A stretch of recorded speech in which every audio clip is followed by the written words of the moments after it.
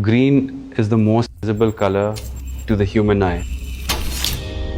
It sits at the center of the spectrum, 555 nanometers.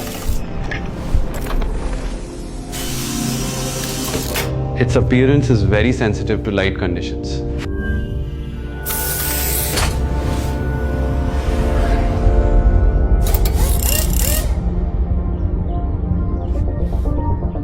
For us, green wasn't just a color choice.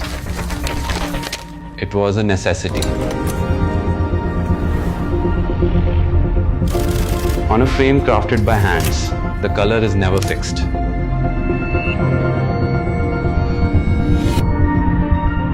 Nothing is simply green.